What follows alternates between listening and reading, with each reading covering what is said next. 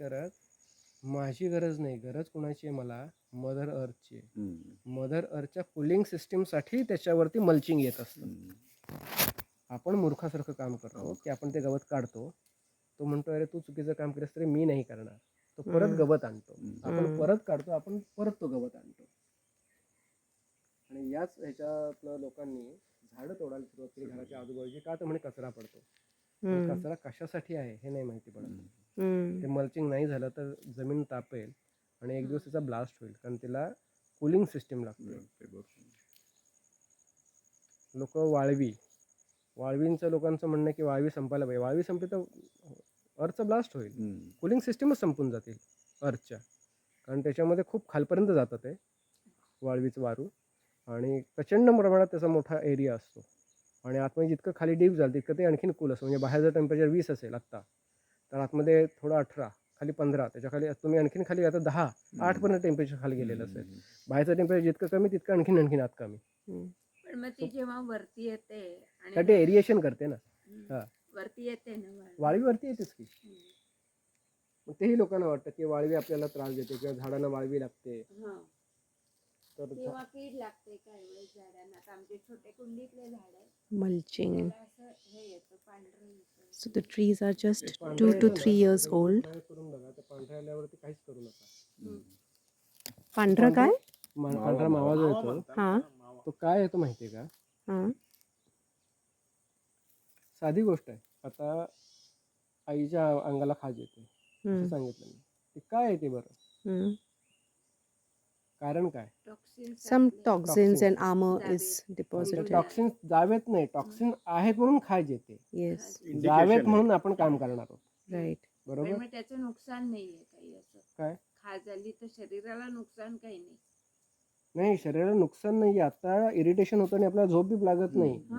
पण नुकसान काय आहे ते सांगतं की नुकसान होऊ नये. हे जर टॉक्सिन्स आणखीन वाढले तर शरीराला नुकसान होईल, म्हणून ते इंडिकेट करतं. Exactly. टप्पल मारत सरकार आहे, तुला कळत नाही का? खाज येते म्हणजे बदल काहीतरी निर्माण कर. आता हे कसं दवडायचं आहे ते. Right, right, मग right. आपण त्याच्यावर औषधं घेतो. बरोबर. आणि ते बरोबर. दवडतो. पण औषधं न घेता सुद्धा दवडता येते. ते म्हणजे सगळ्याचं मुख्य कारण आहे आहार. साखर कमी खातात ना वाटतं. नाही, साखर असं नाही. टॉक्सिनिटी बऱ्याच गोष्टी आहेत. अवेळी जेवण हे सुद्धा तेच कारण आहे. चुकीच्या पद्धतीने आहार केला की सगळे रोग होतात. आणि जर का तुम्ही ते योग्य प्रकारे केलं तर तुमचे हे कमी व्हायला लागतात. सो कंडिशन अशी आहे, आता सध्या आपल्याला 100% योग्य प्रकारे आहार घेता येत नाही. मग आपण आयुर्वेदिकची ट्रीटमेंट घेतो. आणि काय करतो, आयुर्वेद काय म्हणे सांगतो फॉलो करायला? आयुर्वेद काय करतं की त्याच्यावरतीच फक्त काम करतं, तुमच्या शरीरावर काम नाही करत. ते तेवढ्याच गोष्टीवर काम करतं. शरीरावर काम करत नाही म्हणजे वाईट. तेच जर तुम्ही ॲलोपॅथीची औषधं घेतली तर ते इन्स्टंट तुम्हाला रिलीफ देतं, पण त्याचे दूरगामी दुष्परिणाम शरीरावर होतात. कारण ते केमिकलचं एक रिॲक्शन तयार करते. म्हणजे आपल्या शरीरात पण केमिकलच आहे, पण ते आपण एक्सेस घेतो ना, जे शरीराला मान्य नाही आहे. आणि त्याच्यानं एक बंद करता आणि नवीन टॉक्सिनिटी वाढते. म्हणजे तुम्हाला ॲसिडिटीच्या स्वरूपात त्रास देईल, म्हणजे पोट दुखायला लागेल, गॅसेसच्या स्वरूपात त्रास देईल, हाडं कमजोर व्हायला लागतील, किडनीवरती परिणाम करतील, काय काय वेगवेगळे प्रकार. लूज मोशन्स, डायरिया, उलट्या काही सगळं होईल, तेच. पण त्याचे हळूहळू परिणाम दुसरे दिसतात. आयुर्वेदाचं उलट आहे. आयुर्वेद फक्त तेवढ्या गोष्टीवर काम करतं आणि बाकीच्या गोष्टी ते उत्तम ठेवतं परत. सो जेव्हा मावा किंवा हे कुठल्या गोष्टी येतात ते झाड सिक्रेट करतं की मला ही डिसीज झाली, तुम्ही या.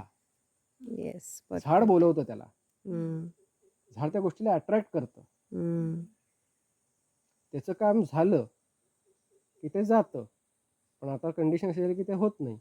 मग आता काय करायचं, ज्याच्यानं मावा जाईल पण झाडाला काही होणार नाही आणि इतर गोष्टीला काही होणार नाही. मग गोमूत्र शिंपडायचं किंवा काही वेळेला गोमूत्र दशपर्णी शिंपडल्यानंतर करतात दशपर्णी अजून करतात किंवा निंबोळीचा अर्क मारतात. आणि कधी कधी जर तुम्ही तेही नाही करत ना तरीही मावा निघून जातो. फक्त काय होतं, फुलझाडं असतील तर आपल्याला फुलं कमी मिळतात त्यावेळेला, मग आपल्याला त्रास व्हायला लागतो. आपल्याला बेसिकली मनुष्याला सगळ्याच गोष्टींचा त्रास होतो. तुमची क्रियाशक्ती कायम तशीच राहिली का? तुम्ही जितकं तारुण्यात काम करता तेवढं आता करू शकता का? नाही. टिश्यूज आहेत ते. त्याचं पुस्तक आहे ना, पेन इज गुड. येस.